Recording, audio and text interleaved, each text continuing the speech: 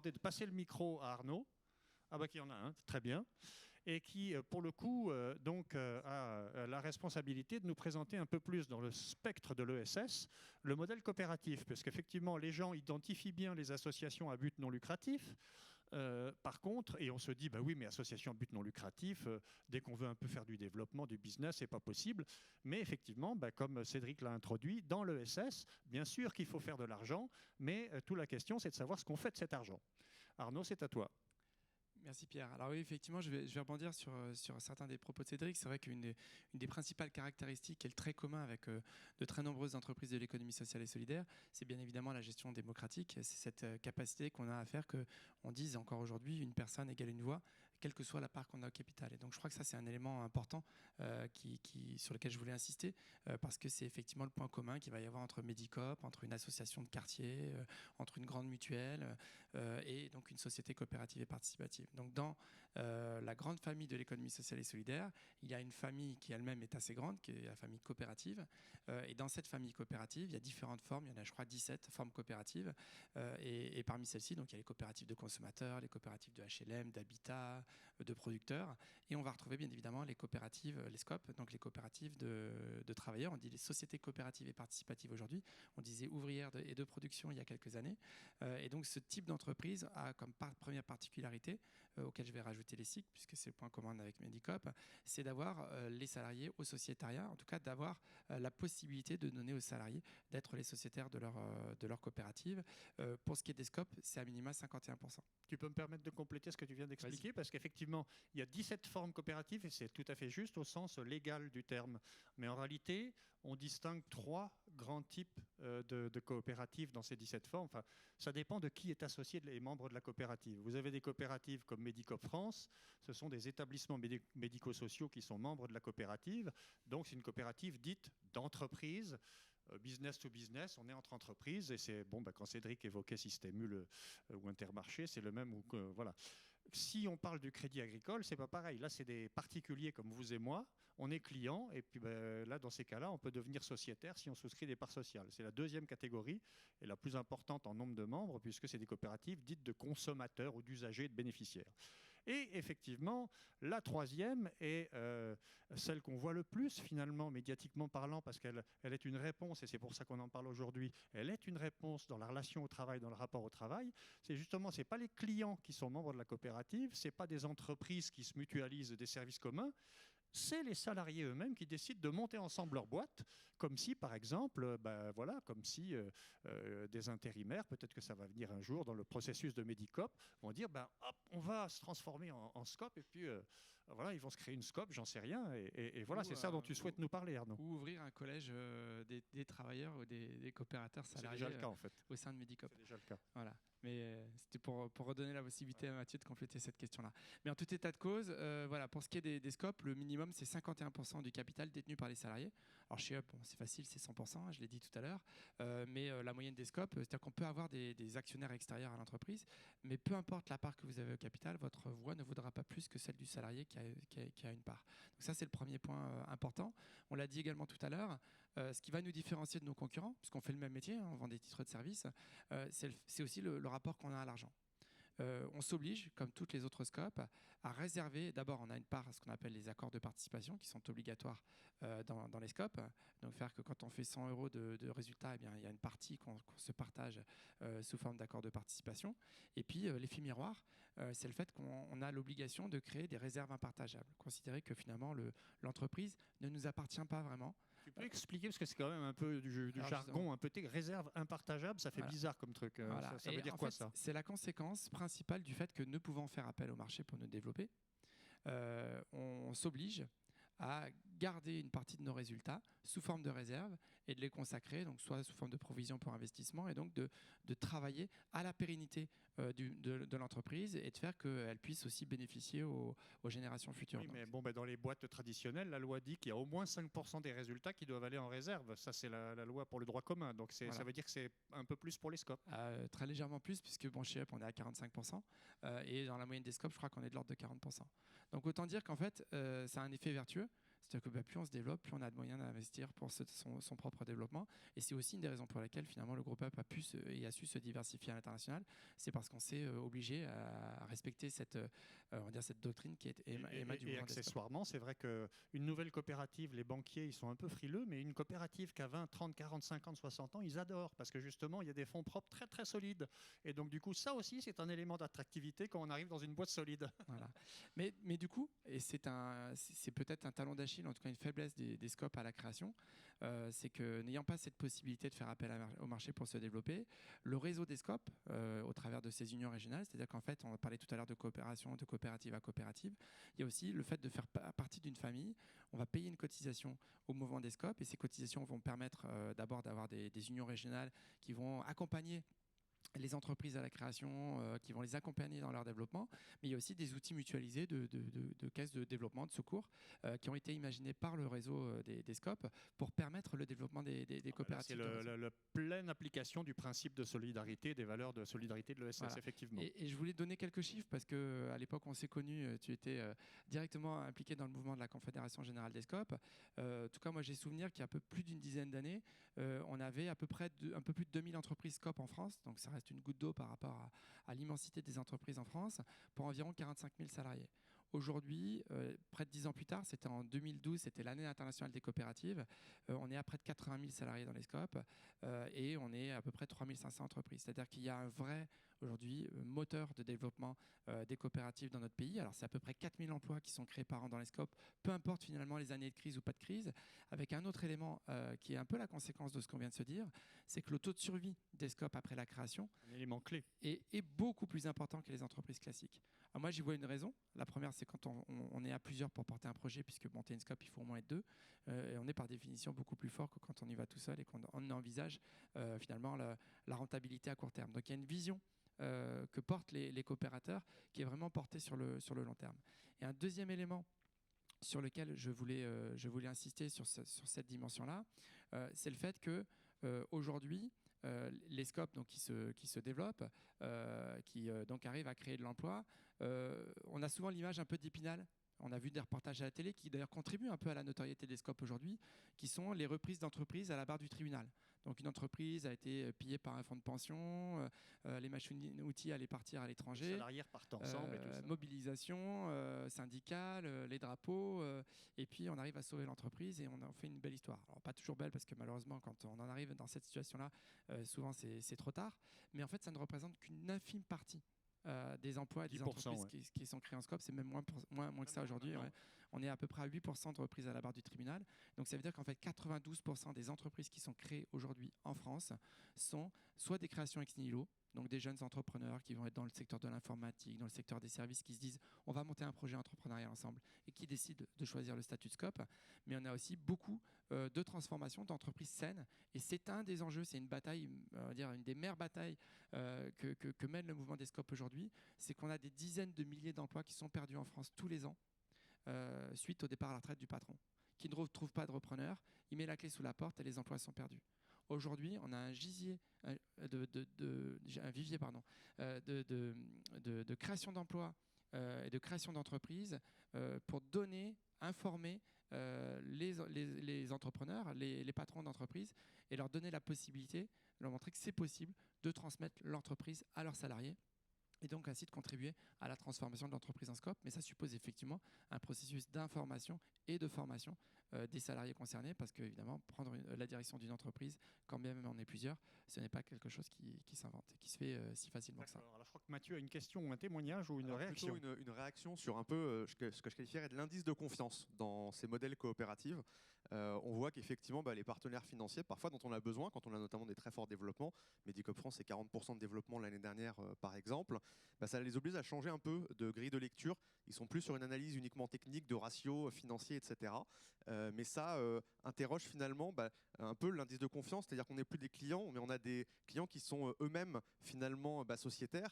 Et ça rejoint la question de la résilience. Ça veut dire qu'à un moment donné, la structure finalement, elle est presque autoportée par l'engagement de ses salariés, de ses clients. Et effectivement, ça offre une très belle résilience pour les structures, un indice de confiance qui ne se retrouve peut-être pas sur les indicateurs financiers, mais qui va se retrouver vraiment sur le modèle. Et là, on voit que parfois, il faut que les personnes élargissent un peu voilà leur grille de lecture.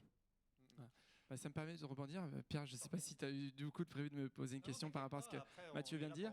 Mais résilience, confiance et un troisième qui rime, la transparence. Et ça renvoie à ce qu'on disait tout à l'heure. Très important. Est-ce qu'il est facile d'animer une scope à 700, donc ce qui est le nombre de salariés sociétaires de la maison mère, voire de l'animer à l'échelle du groupe à 3500, et ce qui est le cas de quelques gros scopes. Alors je l'ai dit, 3500 salariés, 3500 entreprises, 80 000 salariés, donc ça vous donne à peu près une idée de la taille moyenne. On est plutôt, si on enlève les quelques grosses, même moins que ça, on est aujourd'hui, si on enlève les grosses, on est à 15 salariés en moyenne par scope. Donc c'est plus facile d'imaginer l'animation d'une coopérative quand on est à 15, mais ce n'est pas non plus l'anarchie. Quand on a une assemblée générale chez Up, on est content, on l'a eu il y a une dizaine de jours. On a fait exactement ce que Medicop a fait aujourd'hui. On a fait un débat la veille de l'Assemblée générale. On essaie d'attirer l'attention de nos collègues salariés sociétaires autour de l'animation de la vie coopérative. Mais c'est quelque chose qui se travaille au quotidien. Être coopérateur, ça ne se résume pas à mettre, excusez-moi, je vais être un peu vulgaire, à mettre ses fesses sur une chaise une fois par an à l'occasion de l'Assemblée générale. Ça suppose aussi d'être acteur de la vie de l'entreprise, de la vie de la coopérative, de s'y associer. Alors c'est bien évidemment plus facile peut-être dans une scope parce que le rapport au travail, aux collègues, il est bien évidemment plus important que quand on est dans une coopérative de consommateurs par exemple. On n'a pas forcément souvent l'occasion de voir ces co-consommateurs ou ces coopérateurs qui partagent avec nous l'intérêt autour d'un projet. Mais malgré tout, c'est quelque chose, et c'est un peu le message que je veux faire passer sur le fait que la démocratie, ça s'entretient. On le voit d'ailleurs sur la démocratie politique. Ça se pratique aussi sur la démocratie sociale, mais le terme de démocratie économique, aujourd'hui, il est assez peu employé finalement. Et je pense que c'est un élément clé en fait, de l'avenir du développement de nos sociétés. Et même pour les entreprises classiques aujourd'hui, l'attrait et la volonté que les salariés de ne pas simplement être des pions dans une entreprise, dans une organisation, dans un ensemble, mais de créer les conditions qui fassent que les salariés, les citoyens puissent être associés à la décision, puissent être partie prenante de cette décision et puissent ensemble choisir, faire cause commune, c'est un peu l'affectio societatis, et faire qu'ensemble, on développe des projets entrepreneuriaux qui aient du sens, qui répondent à l'aspiration du plus grand nombre et qui puissent, bien évidemment, ensuite nous inscrire dans un temps long et donc, de fait, de ne pas renoncer, en tout cas de décider de jouer un rôle d'acteur dans notre société. Et justement, qu'est-ce que ça change en fait chez Up, mais aussi dans les autres peut-être coopératives que tu connais avec ta vision globale, d'être finalement associé de sa boîte pour un salarié quand il entre chez Up ou dans une autre scope? Qu'est-ce que ça change? Est-ce que c'est un élément d'attractivité très fort ou est-ce que justement par rapport aux évolutions sociétales, et on parlait des problématiques d'engagement, est-ce que justement les scopes attirent vraiment la minorité des personnes qui ont besoin de sens et d'engagement? Mais voilà, qu'est-ce que ça change en fait d'être salarié associé de sa boîte? Je dirais que les choses ont vraiment évolué fortement ces dernières années. Il y a une quinzaine, vingtaine d'années, il y a beaucoup de scopes qui se cachaient. Alors je pense qu'on a appelé ça le syndrome de l'IP dans les années 70 où en fait le patronat français à l'époque a vu le CNPF la possibilité pour une entreprise d'être reprise par ses salariés comme étant quelque chose, c'était évidemment va des rétro satanas, c'était vraiment oulala surtout pas, il faudrait pas qu'on puisse montrer que ça peut marcher et donc beaucoup de scopes qui existaient à l'époque ont eu tendance un peu à se cacher en disant vivons heureux, vivons cachés.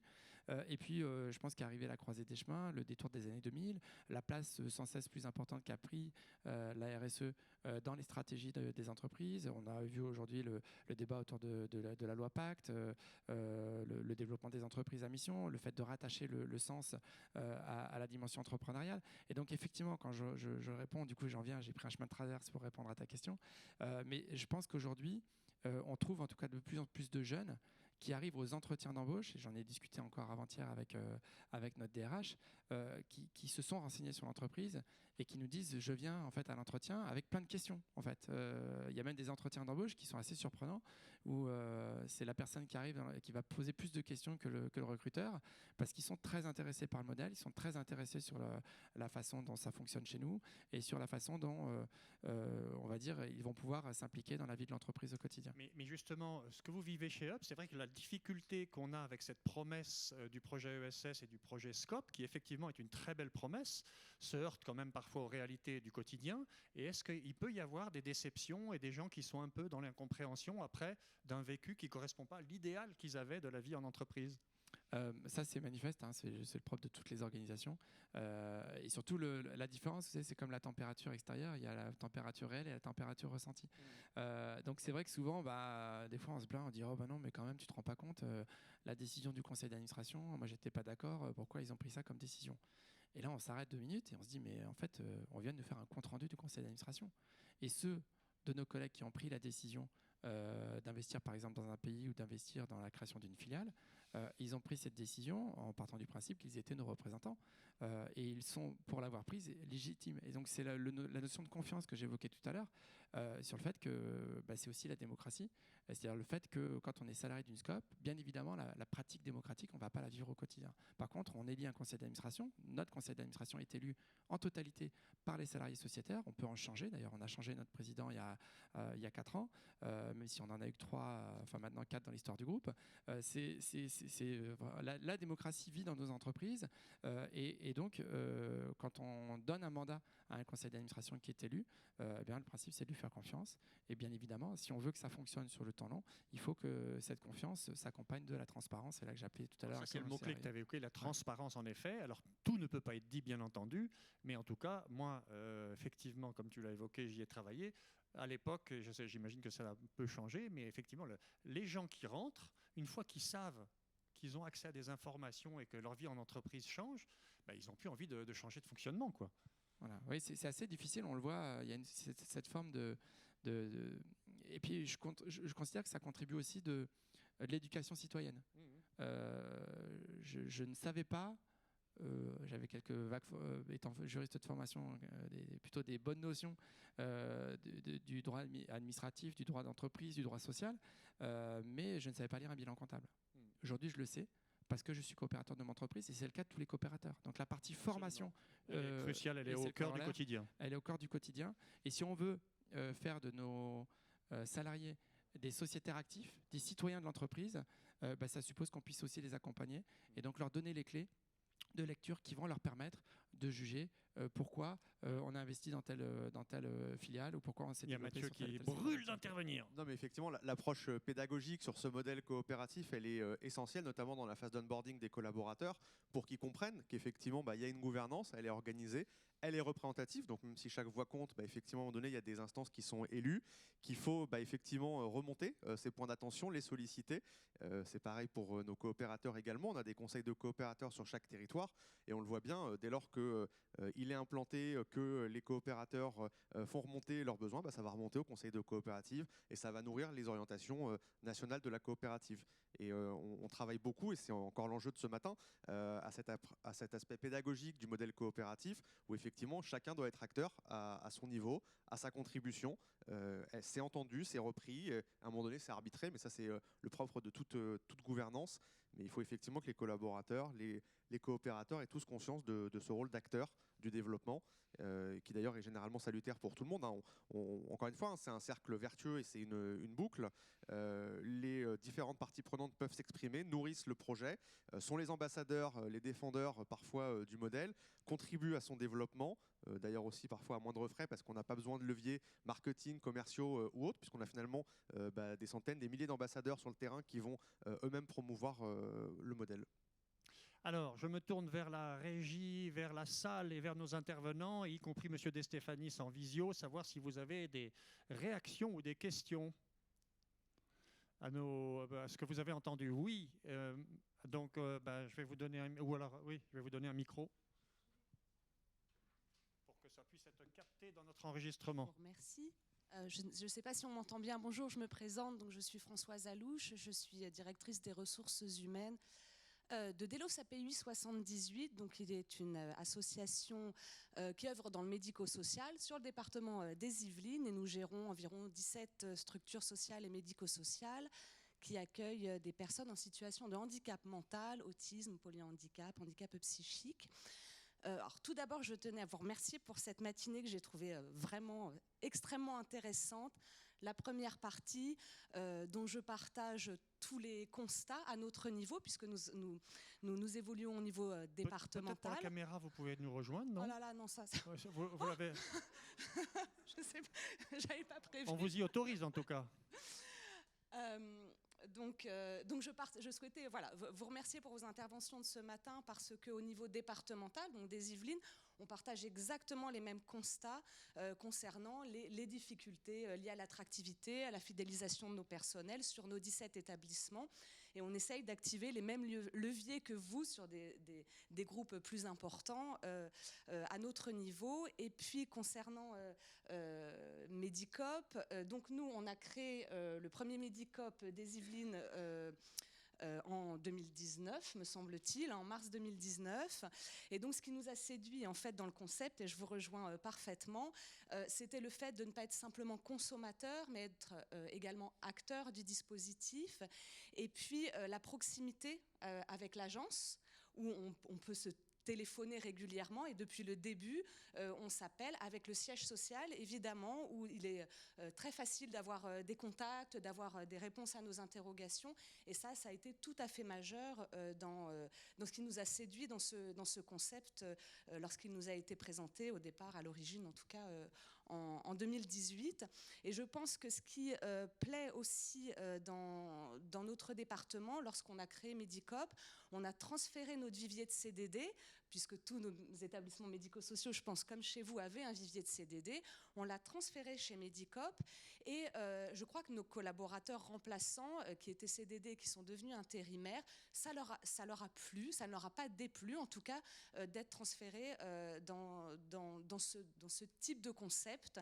Et aujourd'hui, le bouche à oreille fonctionne bien. Et on est connus sur le département. Tiens, moi je passe par l'intermédiaire de Medicop, tiens, si tu t'inscrivais chez Medicop, enfin voilà, vous êtes devenus connus sur le département. Donc voilà, c'était simplement un témoignage et pas forcément...